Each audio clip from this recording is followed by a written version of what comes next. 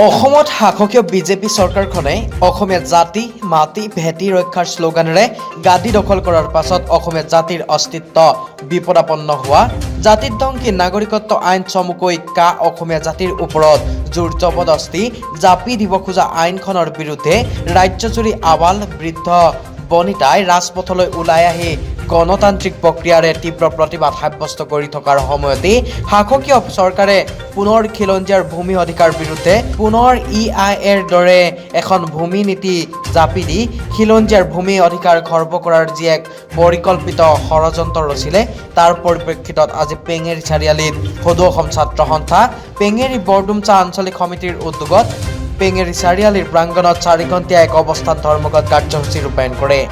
উক্ত কাৰ্যসূচীত প্ৰায় 1 শতাধিক ছাত্ৰ নেতাই অংশগ্ৰহণ কৰি প্ৰতিবাদী স্থলীৰ পৰাই বিজেপি চৰকাৰ গোবেক সৰ্বানন্দ সোণোৱাল মুৰ্দাবাদ কা আমি নামানো কা আমি নুবুজো খিলঞ্জীয়া বিৰোধী শাসন নীতি বন্ধ কৰক ইত্যাদি চৰকাৰ বিৰোধী শ্লোগানেৰে উত্তাল প্ৰতিবাদ সাব্যস্ত কৰাৰ লগতে প্ৰতিবাদী ছাত্ৰ নেতা কৰ্মীসকলে হাতে হাতে চৰকাৰৰ বিৰোধী বিভিন্ন শ্লোগান লিখি প্লেকাৰ্ড লৈ প্ৰতিবাদ সাব্যস্ত কৰে।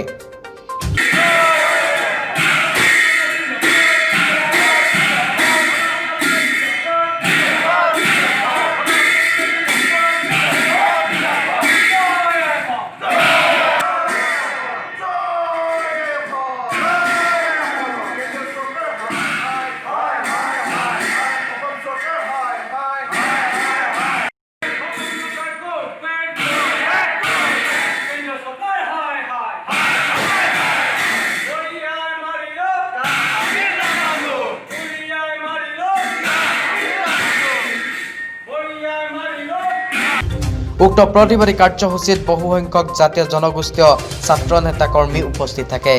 প্ৰতিবাদী কাৰ্যসূচীত উপস্থিত থকা ছাত্ৰ নেতা বক্তব্যৰ অনুসৰি শাসকীয় চৰকাৰে অসমীয়া জাতিৰ ওপৰত জোৰ জবৰদস্তি জাপি দিয়া কা আৰু খিলঞ্জীয়াৰ ভূমি অধিকাৰ খৰ্ব কৰা আইন চমুকৈ EIA অতি শীঘ্ৰে বাতিল নোহোৱা পৰ্যন্ত গণতান্ত্ৰিক প্ৰক্ৰিয়াৰে ৰাজ্যজুৰি তীব্ৰ প্ৰতিবাদ সাব্যস্ত কৰিব বুলিও কোৱাৰ লগতে অনতিপলমে যদি জাতিধ্বংসী দুইখন আইন কেন্দ্ৰীয় তথা ৰাজ্য চৰকাৰে বাতিল নকৰে তেনেহ'লে তীব্ৰ প্ৰতিবাদী কাৰ্যসূচীৰ পৰা উদ্ভৱ হ'ব পৰা যিকোনো ভয়ংকৰ পৰিস্থিতিৰ বাবে চৰকাৰী জগৰীয়া হ'ব বুলি সকিয়নি প্ৰদান কৰে। আজি বৰডুমচা পেঙেৰী আছুৰ উদ্যোগত যি পেঙেৰী চাৰিআলিত অৱস্থান ধৰ্মঘট কাৰ্যসূচী ৰূপায়ণ কৰিছে ইয়াৰ দ্বাৰা এটা কথা স্পষ্টভাৱে তেওঁলোক ক'ব বিচৰা হৈছে যে যি কা জাপি দি অসমীয়া জাতিক নিষেধ কৰিবলৈ তেওঁলোকে বিচাৰিছে EIA বাতিল কৰি EIA খচৰা আনি তেওঁলোকে অসমৰ যি ভেটি তাক তেওঁলোকে শেষ কৰিবৰ কাৰণে এক খচৰা তৈয়াৰ কৰিছে। এইবিলাক কথা কিন্তু আমি মানি লোৱা নাই আৰু মানি নলওঁ। আহিব লগা সময়খিনিত ইতিমধ্যে কৰোণা ভয়াৱহ এটা ৰূপ পাইছে তাৰ পৰিণামলৈ ভয় নাখায় অসমীয়া মানুহ আজি ওলাই আহিছে দল সংগঠন আজি ওলাই আহিছে তেওঁলোকে মানৱ শৃংখলৰ দৰে কাৰ্যসূচীবিলাক ৰাখিছে তেওঁলোকে অৱস্থান ধৰ্মঘটৰ দৰে কাৰ্যসূচীবিলাক ৰাখিছে আৰু ইয়াৰ যোগেদি চৰকাৰৰ দৃষ্টিগোচৰ কৰিবলৈ বিচৰা হৈছে তেওঁলোকে এইসমূহ বাতিল কৰিব লাগে। ইয়াৰ সমান্তৰালভাৱে আমাৰ মাৰ্ঘেৰিটাবাসীয়ে আৰু এটা কথা স্পষ্টভাৱে আজি তাৰিখত ঘোষণা কৰিবই লাগিব তেওঁলোকৰ মন্ত্ৰী আহে তিনিচুকীয়ালৈ আহি মিডিয়াত বাইক দিয়ে যে অসম মালা তেওঁলোকে মাৰ্ঘেৰিটাৰ বাবে ৰাখিছে। মাৰ্ঘেৰিটা সমষ্টিৰ সেই চুকৰ পৰা দিয়াকৰ পৰা আৰম্ভ কৰি তেওঁলোকে কৈলাশপুৰ বেতনী মহং হৈ ৰতনী পথাৰ চিকৰাজান ফিলবাৰী হৈ পেঙেৰী মাৰ্ঘেৰিটাক চুব পৰাকৈ এটা অসম মালা তৈয়াৰ কৰিছে। দিগন্ত গোস্বামী নামৰ অভিযানক তেওঁলোকে গোটেই ৰোড মেপ তৈয়াৰ কৰিবৰ কাৰণে দায়িত্ব দিছে আৰু প্ৰতি কিলোমিটাৰত 5 কোটি টকাকৈ তেওঁলোকে খৰচ কৰিব এই কথাও তেওঁলোকে ঘোষণা কৰিবলৈ নাপাহৰে। কিন্তু স্পষ্ট কথাটো হৈছে তেওঁলোকে এতিয়া যি ৰাস্তা হ'বলৈ গৈছে এই ৰাস্তাটো আচলতে তেওঁলোকে কোন পথেৰে আনিব এটা বেবেৰিংমান ছবি তেওঁলোকে দিবলৈ গৈ আছে। তেওঁলোকে পূৰ্বতে যিটো ৰাস্তাৰ জৰিয়তে ৰোডমেপ তৈয়াৰ কৰিছিল এই পথেই হ'ব লাগিব অন্যথা ইয়াৰ পৰিণতি কিন্তু তেওঁলোকে 21ত 100 গ'লৰ কথা কয় 100ৰ পিছফালে যে দুটাকৈ শূন্য আছে একটো উঠি যোৱাৰ লগে লগে যে শূন্যৰ অৱস্থিতি ক'ত সেই কথাটো তেওঁলোকে বুজা উচিত। এইখিনি পৰিণাম দিবৰ কাৰণে আমাৰ মাৰ্ঘেৰিটাবাসী সাজু। তেওঁলোকে যদি বিচাৰিছে তেওঁলোকৰ নীতি স্পষ্ট কৰক তেওঁলোকে কাৰ জৰিয়তে জাতি ধ্বংস কৰিব বিচাৰিছে নে জাতি গঢ়িব বিচাৰিছে ইয়াৰ জৰিয়তে তেওঁলোকে ভেটি বিক্ৰী কৰিব বিচাৰিছে নে ভেটি গঢ়িব বিচাৰিছে আমাৰ কথা জাতি মাটি ভেটি ৰক্ষাৰ প্ৰতিশ্ৰুতি দি অসম চৰকাৰে যি চৰকাৰ গঠন কৰিলে অসমত তাৰ পাছত তেওঁলোকে প্ৰতিশ্ৰুতি এটা দিছিলে যে অসমৰ জাতি মাটি ভেটি তেওঁলোকে ৰক্ষা কৰিব কিন্তু অতি নিৰ্লজ্জভাৱে আমাৰ অসম চৰকাৰে কেন্দ্ৰীয় চৰকাৰৰ হাতত আৰু কেন্দ্ৰীয় চৰকাৰৰ আগত তেওঁলোকে শৰণাপন্ন হৈছে আৰু তেওঁলোকে বলপূৰ্বকভাৱে এইটো নাগৰিকত্ব সংশোধনী আইন 2019 তেওঁলোকে গৃহীত কৰিছে আৰু আইনত পৰিণত কৰিছে। বাৰম্বাৰ অসমৰ ৰাইজে, অসমৰ দল সংগঠনে প্ৰতিবাদ কৰি আহিছিল যে এই কাৰ্যকৰী হ'ব নালাগে, আইনত পৰিণত হ'ব নালাগে। কিন্তু তেওঁলোকে ৰাইজৰ যি মাত আছে, ৰাইজৰ যি দাবী আছে, তাৰ প্ৰতি তেওঁলোকে পিঠি দেখুৱাই বলপূৰ্বকভাৱে যি সিদ্ধান্ত গ্ৰহণ কৰিছে, আমি আটছা তৰফৰ পৰা উক্ত সিদ্ধান্তক আমি ধিক্কাৰ দিছোঁ, গৰিহণা দিছোঁ। লগতে এই কিছুদিন আগতে তেওঁলোকে আৰু এখন খচৰা প্ৰস্তুত কৰিব লৈছে, আইনত পৰিণত কৰিব বিচাৰিছে EIA। এই EIA যদি তেওঁলোকে বলপূৰ্বকভাৱে গৃহীত কৰিব বিচাৰে, আইনত পৰিণত কৰিব বিচাৰে, তাৰ কি অপকাৰ হ'ব, ক্ষতি হ'ব, সেইটো অসমৰ জনসাধাৰণে ভালকৈ বুজি পাইছে। আৰু দেখ আমি চাবলৈ গ'লে বাগজান নিচিনা যোনটো কাণ্ড হৈছে, তেনেকুৱা কাণ্ড আৰু বহুত হয়তো সংঘটিত হ'ব পাৰে।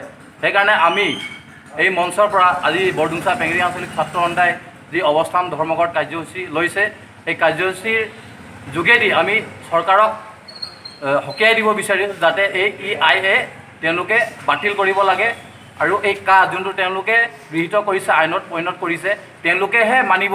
অসমৰ ৰাইজে, দল সংগঠনে আমি কেতিয়াও নামানো। নাগৰিকত্ব সংশোধনী আইন 2019 আমি আগতেও মনা নাছিলোঁ আৰু আজি আমি প্ৰতিবাদস্থলীৰ পৰা অসম চৰকাৰ, ভাৰত চৰকাৰক পুনৰবাৰ আমি সকীয়াই দিব বিচাৰিছোঁ। এই জাতিধ্বংসী আইনখন আমি আগতেও মনা নাছিলোঁ আৰু এতিয়া আমি নামানো। কেন্দ্ৰ চৰকাৰে অসমৰ খিলঞ্জীয়াৰ ওপৰত জোৰ জুলুম কৰি মহামাৰীৰ সময়ত তেখেতলোকে ইখনৰ পিছত সিখন জনবিৰোধী আইন অসমীয়া জাতিৰ ওপৰত জাপি দি অসমীয়া কলা সংস্কৃতি, অসমীয়া যিটো জাতীয়তাবোধ, এই জাতীয়তাবোধক তেখেতলোকে ধ্বংস কৰিব বিচাৰিছে, জাতীয় অস্তিত্ব বিপদাপন্ন কৰিব বিচাৰিছে। আমি প্ৰতিবাদস্থলীৰ পৰা তীব্ৰ ভাষাৰে তেখেতলোকে যিখন এনভাইৰনমেণ্ট ইম্পেক্ট এছেছমেণ্ট যিখন আইন আনিছে, এই আইনখন আমি বিৰোধিতা কৰিছোঁ, আমি বিৰোধিতা কৰিছোঁ। আৰু অসমৰ ৰাইজৰ স্বাৰ্থৰ যদি পৰিপন্থে তেখেতলোকে যদি অনাগত দিনত এনেধৰণে কাৰ্যসূচী হাতত লৈ থাকে, এনেধৰণে যদি তেখেতলোকে ষড়যন্ত্ৰমূলকভাৱে অসমীয়া জাতি জনগোষ্ঠীক যদি তেখেতলোকে নিঃশেষ কৰিব বিচাৰে, তেন্তে আজি আমি উজনি অসমৰ বৰডুমছা পেঙেৰি আঞ্চলিক ছাত্ৰ সন্থাৰ দ্বাৰা আয়োজিত এই প্ৰতিবাদস্থলীৰ পৰা আমি ঘোষণা কৰিব বিচাৰিছোঁ, অনাগত দিনত অসম চৰকাৰে তীব্ৰৰ পৰা তীব্ৰতৰ আন্দোলনৰ সন্মুখীন হ'ব লাগিব। আৰু এই গণতান্ত্ৰিক আন্দোলনৰ জৰিয়তে এইখন চৰকাৰে জনহিতৈষী চৰকাৰ নহয়, তেখেতলোকে জাতি মাটি ভেটিৰ স্বাৰ্থৰ কথা কৈ তেখেতলোকে শাসনৰ বাক জৰিডাল লৈ আজি অসমীয়া জাতিক যে বিপদৰ মুখলৈ তিলকৈ ঠেলি দিছে, তাৰ কিন্তু 2021 চনত তেখেতলোকে ইয়াৰ যিটো সমুচীন প্ৰত্যুত্তৰ, এই প্ৰত্যুত্তৰ দিবলৈ আজি আমাৰ সমগ্ৰ অসমবাসী ৰাইজ সাজু হৈ আছে। মাৰ্ঘেৰিটা পেঙেৰিৰ পৰা অৰুণ ভূঞাৰ ৰিপৰ্ট, অসম টুডে। ভাৰতবৰ্ষত দ্ৰুতগতিত জনপ্ৰিয়তা লাভ কৰা ডাইৰেক্ট চেলিং ব্যৱসায়ত জড়িত হোৱাৰ সুযোগ। ঘৰুৱা প্ৰয়োজনীয় প্ৰায় 200 বিধৰো অধিক সামগ্ৰী প্ৰায় 3 বছৰ আগতে আৰম্ভ হৈ বৰ্তমান আন্তঃৰাষ্ট্ৰীয় পৰ্যায় লাভ কৰা কোম্পানী। বৰ্তমান 2জন ব্যক্তিৰ মাহেকীয়া আয় হৈছে 25 লাখৰ ওপৰত, 5জনৰ 10 লাখৰ ওপৰত আৰু 8জনৰ হৈছে 5 লাখৰ ওপৰত আৰু 17জনৰ হৈছে 1 লাখ টকাৰ ওপৰত। বিনামূলীয়াকৈ আপুনিও এই সুযোগ গ্ৰহণ কৰিব পাৰে। সবিশেষ জানিবলৈ 7002351348 অন্যথা 9864660790 নম্বৰত যোগাযোগ কৰক।